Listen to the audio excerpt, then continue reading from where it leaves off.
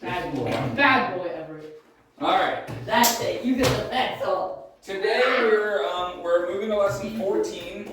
So if you're interested in this kind of thing, in your table of contents, we have an introductory unit that we just finished before the MEA break. And then they want to talk about who is Jesus. And then they want to talk about, is the Bible true? And then they want to talk about the creation account. But what I have found is that, frankly, most of the real questions that people have about our faith is related to the creation account. And the creation account is such a fundamental aspect of everything else that we believe that if we wait until we're like 3/4 of the way through the year for you guys to know that science actually is on our side, then I feel like that's just going to be this elephant in the room that's looming over everything that we talk about. So the elephant is evolution. The elephant is that I feel like we could not really talk about the historicity of Jesus or the reliability of Scripture if everybody in the room except for me is thinking that the earth is millions of years old and that we evolved from monkeys. So we're going to start there and deal with that, and then we'll come back to the earlier units on Jesus and the Bible. And actually I found that they're all backwards. The way the book is ordered. So anyway, we are on lesson 14, which is page 57 in your workbook. 67. No, it's not even 67. Give me those high. All right. Every time you say 6, 7, or 41, I'm flashing you. All right. I don't want to know what that means. Hey, the flashlight. Up here. Oh, that. Okay. That's.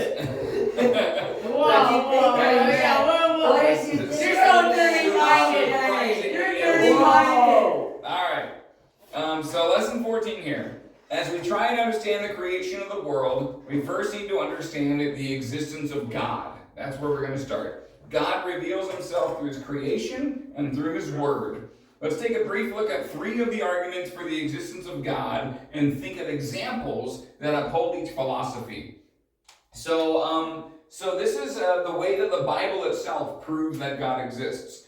This is actually one of the big reasons why I like doing apologetics, is that the Bible itself does not just say, hey, I'm the Bible, believe me. The Bible proves itself. The Bible challenges its readers to ask other people when it claims that crazy things happen and be like, it's not just me saying it, other people saw it too. And when it comes to the idea that there is a God, the Bible doesn't just say like, hey, there is a God, take it or leave it. But rather in Romans specifically, chapters 1 and 2, I think I'm just going to say 1 and 2, it might only be one of those. But in the book of Romans, the Apostle Paul talks about how everybody in the world should just know that there is a God. So here's a thought exercise for you, okay? Suppose you woke up on a deserted island.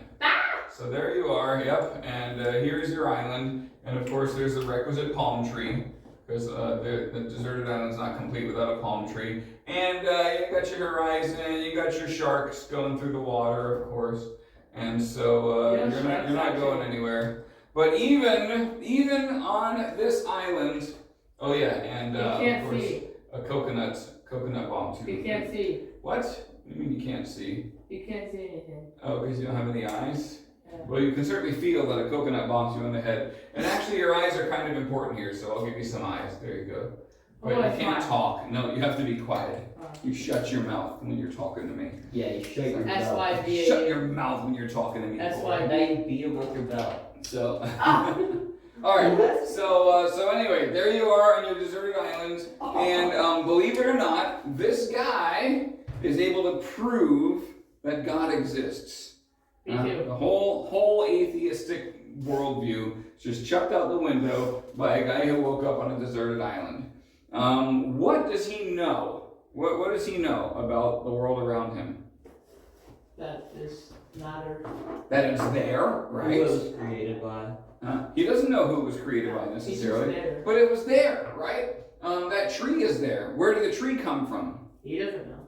Right, well, suppose he did a scientific experiment on this coconut that just hit him on the head. What would he maybe learn if he buried it? Is that okay. Johnny Appleseed? Gravity is a good one. It's not what I was going for. What if he buried that coconut and another palm tree came out of the ground where he buried it, right? That's a thing that happens. Science, yeah. Science. So he could see that palm trees come from coconuts, right? And then he might be like, well, where did this palm tree come from? And what would the answer be? God. No, a coconut. Oh. A palm tree came from a coconut. No, But then where did that coconut come from? coconut. Must have come from another palm tree, which came from another coconut. And you're going back in time now, right? With every generation of palm tree to coconut, you're going back some generation of palm trees. And we don't know how far back everything goes. It could go on, for billions of years, as the atheists like to say. But at some point, there is a hard limit at the beginning where something that was not a palm tree or a coconut created the first palm tree, or perhaps the first coconut. That would be the chicken and the egg paradox. Which came first, chicken or the egg? It doesn't matter for this discussion, but the fact that what does matter is that the chicken. No. The fact of the matter is that something at the very beginning started it all the way down to the present day, where you have this coconut and this guy and these sharks on this island and yada yada. And you can say that about anything in the world. Where do you come from? Your parents, where do they come from? Their parents, where do they, and work your way back. Where does this building come from? Well, it was made with rocks from the ground. Well, where do the rocks from the ground come from? Well, maybe it came from volcanoes or sediments or something, I'm not an earth scientist tonight. Actually, I probably will be an earth scientist tonight, but we're not there yet. This is just philosophy. And ultimately, anything that you take has a cause, and that cause has a cause, and that cause has a cause, and going all the way back to the beginning, there has to be some ultimate cause. And so I'm just going to draw an arrow from that to the ultimate cause. He just blinds me. Something In the orange tells me started. I'm just switching to physical abuse at this point. Okay. Something started it all, right? That is the, guys, something started it all, right? And that is God. Okay, that's one proof of God. There are actually multiple proofs of God. This one is called the cosmological proof. Cosmological. Huh? Is that Jesus? No. No, this is not a proof of God. Hold on to that question, because we're going to get to a weakness in the proofs of God a little bit later. But for now, this idea that everything has a cause, and if you keep going back, you find the ultimate cause. Put the phone away, please. You keep going back, you find the ultimate cause, and that is the cosmological proof of God. Okay? Now, how would an atheist respond to that? Give me some idea. How do you think an atheist would respond to the idea that there has to be an ultimate cause? Big Bang Theory. Yes, they would say that the Big Bang is the ultimate cause, but then, of course, what would you say? God. No, I mean, what would you say if... What caused the Big Bang? What caused the Big Bang? Thank you. That's exactly what you got to do. We have ways to argue in favor of God against atheists. Because, atheists would say the Big Bang started it all, and then you got to say, what caused the Big Bang? And then they got to say, I don't know. And then you got to say, well, it doesn't sound very scientific to say that the ultimate cause of all things just is. But it also doesn't sound very different from God. But anyway, so that's one way that you could take it. Another thing that this guy on this island can do is study the palm tree. Now, let's suppose there's lots of palm trees, because you might have to destroy one or two to look at it. But if you cut down a palm tree, what do you find? Wood. Bark. Wood, right.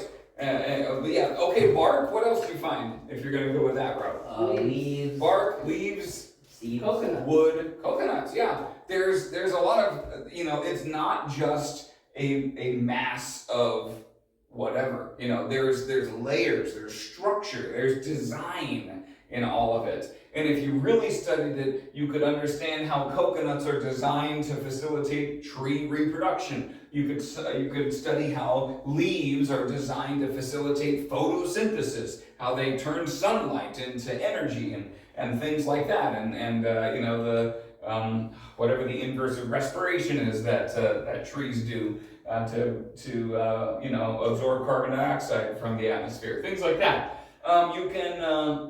You can study the fish for that matter, and everything that he studies, he's going to find design, right?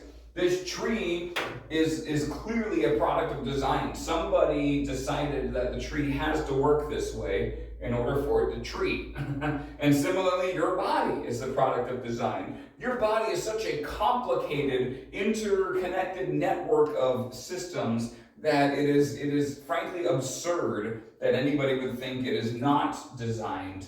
And the fact that there is design in everything in the world, not just the artificial things that were obviously designed by humans, but the biological things. Or, there's like the Goldilocks effect of the Earth. If the Earth were just a little bit closer to the sun, the oxygen in the atmosphere would ignite, and the Earth would become a giant fireball until it was all gone, and then it would be inhospitable to life.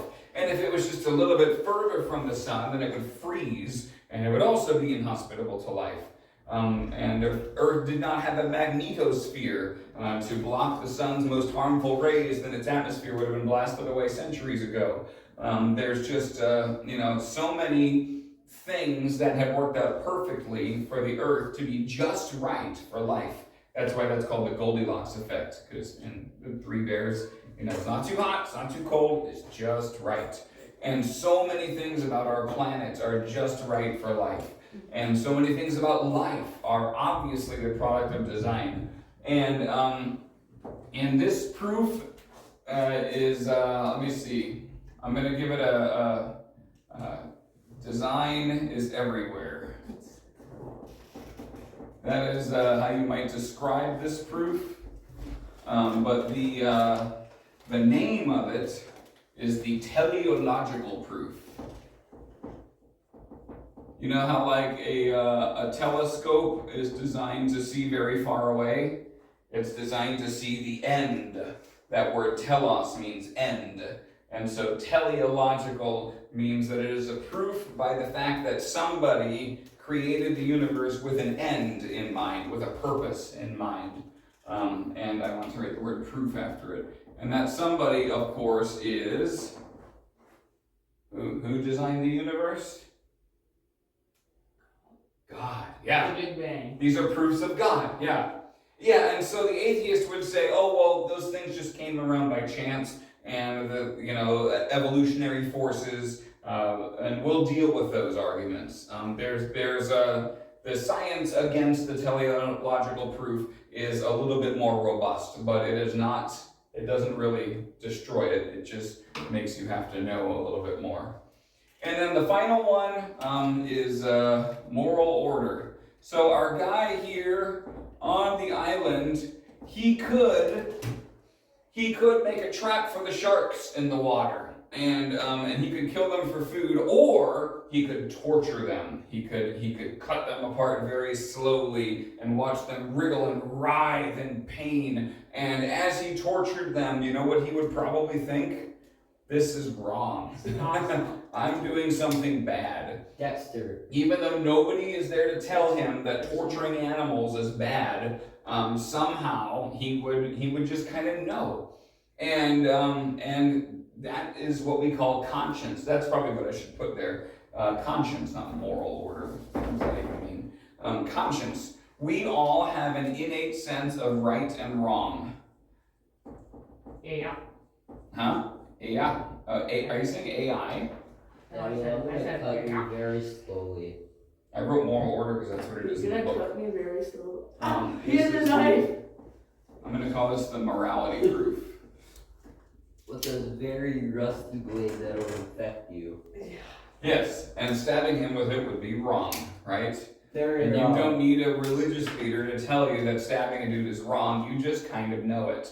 And the fact that you know that there are certain things that are right and certain things that are wrong, you have humanity has a universal sense of justice and what's fair and what's unfair. When you have kids, if you have kids, I have kids, and I can tell you that my kids were very young when they began to understand that some things are not fair. If I give one kid a cookie and don't give the other kid a cookie, that's not fair. That's showing favoritism. That's wrong. I did not teach them that's wrong. They just know it.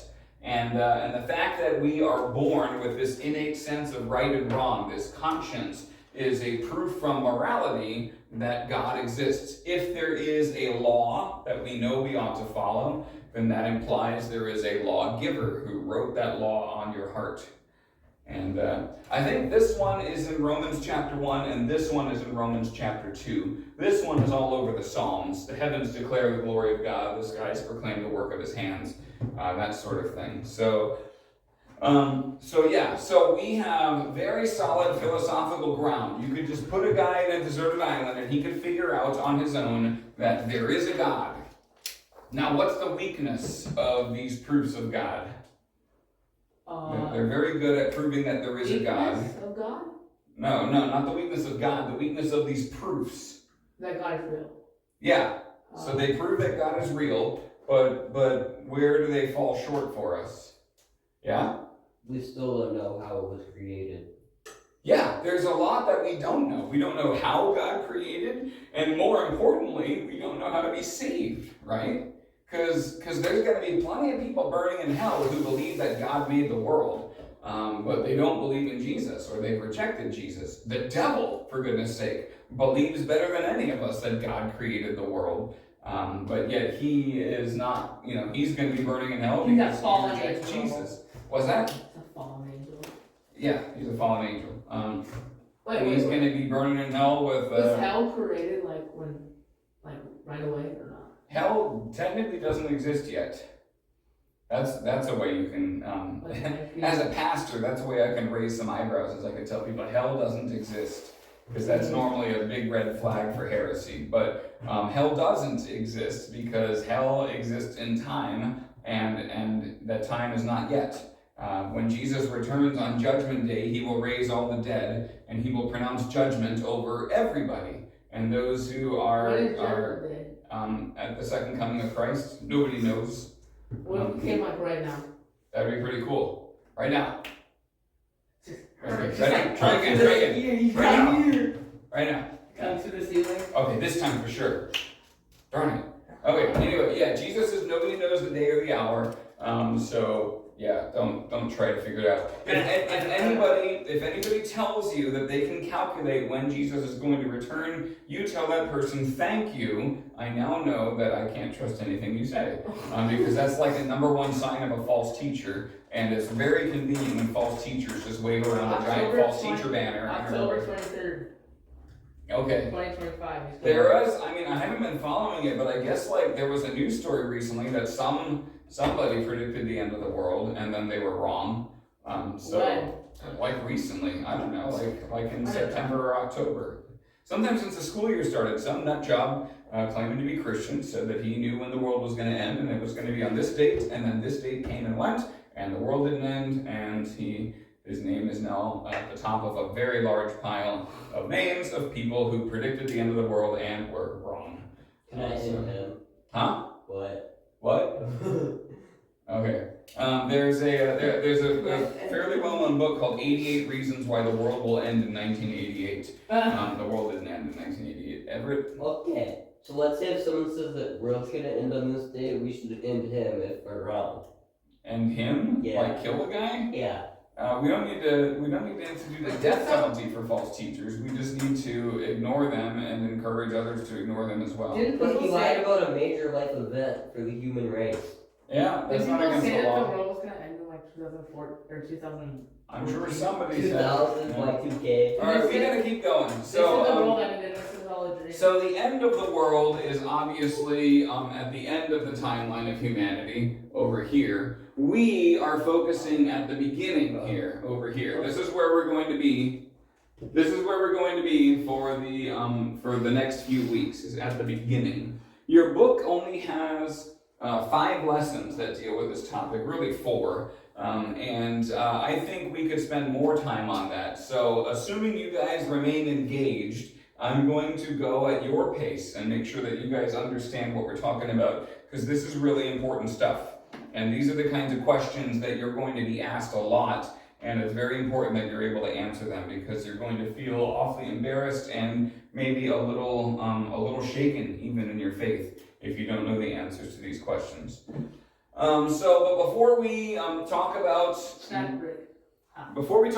wrong ideas about the beginning, we need to talk about what's right. So go ahead and turn to page 58, next page of your work here.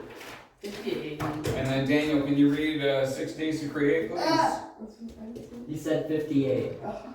He did, yes, I know. Go ahead, Daniel. The 6 book Days to of Create. Genesis outlines the 6-day creation account. Individuals. With Evotron Evolutionary. worldview reject the idea of a literal 6-day creation, subsisting instead millions or billions of years of the creation of the universe. Since God is the only witness of the creation, we need to look for other clues or to know the truth. In Genesis, the account of creation of the Hebrew day is Yom. Yom. Yom. Yom. Between the 24-hour periods, the other clue is evening and morning is reflecting Hebrew way of making the time a 24-hour day. Oh, it's Exodus 29 through 11 support 6-day creation.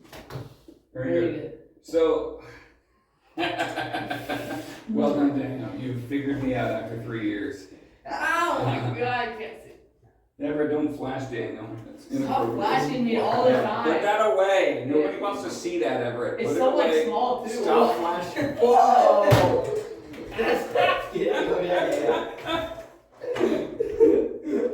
I mean, It is honestly shorter than I expected. Look, it can extend. All right. Put it away. We're not going down this road any further. Look, All right, what are some things that you can tell me about creation, about the biblical account of creation? God created, did it in 6 days, what else? Yeah? First day is light. Okay. Second day he created animals, or the sea. The sea, yeah, no animals yet. Day and night. That's the first day. Yeah, he made light, separated light from darkness. Why didn't you make it one day? Let me see. How do we? So I mean, if you want to talk about the order of events, then we've got Earth. Earth precedes first the Earth and then the stars. Wait, what did it have to be named first? Huh? Did it have to be named first? The ground, you mean? Yeah, like, did it have to be named Earth first? No. Yeah, who named it Earth? That's a good question. I It don't was know. those little dogs that go like, Earth, Earth. Okay, this is worth pointing out though. So what I want to do here is make sure you guys understand that the biblical account is not compatible with, I'm going to call this Darwinian evolution, and I'll explain why a little bit later. Of course, Charles Darwin. Have you guys heard of Charles Darwin? I've heard of Charles Barkley. Yeah, well, this is Charles Darwin. He was a scientist who we'll talk more about Darwin in the future, but in any case, there are some forms of evolution that are real, and some teachings about it that are not. And the one that is not real, that is wrong, I'm calling Darwinian evolution, and I will unpack that phrase in future classes. But if you're pointing out the order of things, the Genesis account says that Earth came first on day 1, and then the stars, or maybe day 2, and then the stars came on day 4, along with the sun and the moon. And then similarly, we have birds come on day 5, and then land animals on day 6. Whereas in the Darwinian evolutionary story, you have fish, amphibians, reptiles, and then you've got your birds and mammals, more or less both descend from the reptiles. Maybe, I'm actually not sure if evolution says that mammals descended from amphibians or birds, but somewhere along the way, I know they definitely didn't come from birds. But in any case, order matters because there is a group of people who just want to make everybody happy, who look at these two completely incompatible things and say something like, what if the Genesis account is true, except that a day was actually like 1,000,000,000 years? Because the Bible says a day is like 1,000 years. 1,000 years is like a day. So maybe the word day in Genesis actually refers to billions of years. And you can start with that and be like, okay, maybe that's possible. But then how do you explain that the order is all different? Because the scientific theory definitely says the stars came first, and as clouds of dust coalesced around the stars, they became planets. And so Earth would have been made long after the sun was made. Are there any Kleenexes anywhere? Are there any Kleenexes anywhere? The answer to your question is yes. Where? I don't think that's a very useful question to ask, though. Right. I do not know. She's in this church. Wait. So God didn't create Earth? No, he did. He did create Yeah, Earth. but when the I'm contrasting the Genesis account with the popular evolutionary account of how everything came about as a cosmic accident that evolved over billions of years.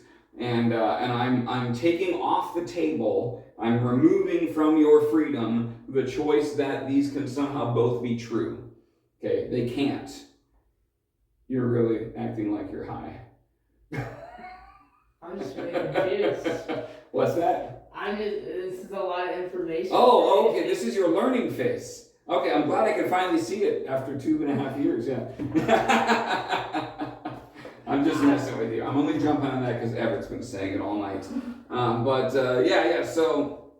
So you cannot just say that God created over billions of years. And a lot of people think that science has proven that the universe is billions of years old. And that's because you read it everywhere.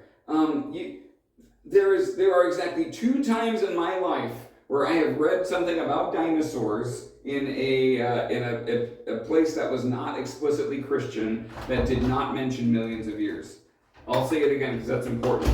The lie that the universe is billions of years old is everywhere. I would not be surprised if you coming into this room tonight had thought, without really criticizing it, that the universe is obviously billions of years old, right? Because everywhere it says the universe billions of years ago, billions of years this, millions of years that.